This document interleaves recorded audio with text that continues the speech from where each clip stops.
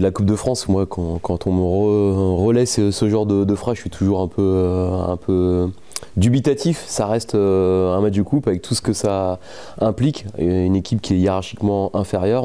Aujourd'hui, la FC Sochaux-Montbéliard évolue en national contre une équipe qui évolue en Ligue 1. Alors après, on peut toujours réécrire ou réinventer des choses. Il y a des absents des deux côtés d'ailleurs. On a domicile. Voilà, comme tout le temps, quand on rencontrera une équipe, nous comme les autres, une équipe supérieure hiérarchiquement, se qualifier ferait partie de la dimension exploit. C'est un exploit qu'il faut faire. C'est l'outsider qui doit terrasser le favori. Le favori, ça reste évidemment Lorient. Je ne devrais même pas normalement avoir à le rappeler.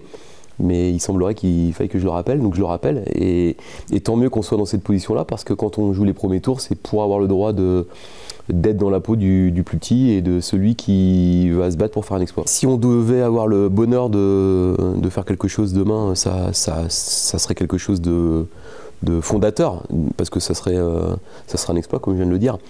Je crois que tous les matchs qu'on peut faire, quels que soient les contextes, je vais reprendre la genèse, Mélisée, tous ces éléments-là construisent une équipe.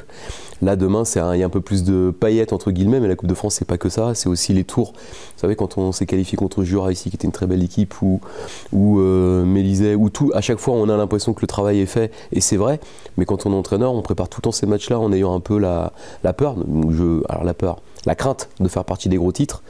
Pour l'instant, on a tout le temps fait le travail. Demain, c'est Lorient qui va devoir être dans la position de celui qui fait le travail, parce que si jamais c'est pas le cas pour eux, ils auront cette étiquette d'équipe qui n'a pas su le faire. Mais c'est pour ça que la Coupe de France est populaire. Se qualifier demain, ça serait une grande joie collective et ça serait aussi une récompense pour notre club.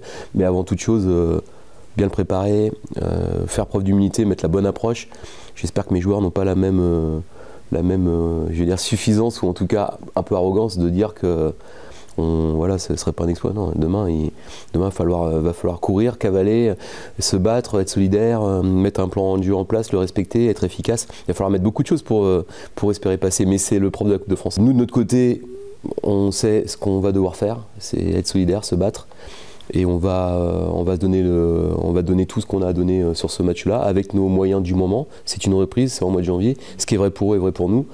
Mais en tout cas, nous, d'un point de vue, on est sûr qu'en rentrant sur le terrain, demain, il n'y aura aucun joueur du FC Sochaux qui ne va pas mouiller le maillot, ça c'est sûr. Moi, je le prends comme une fête, voilà, c'est le terme. J'ai pas envie de... Alors, une fête, évidemment, sans compétition, il n'y a pas de fête, il faut se battre. Mais retrouver encore notre public pour le début d'année avec un stade qui sera, je l'espère, bien garni.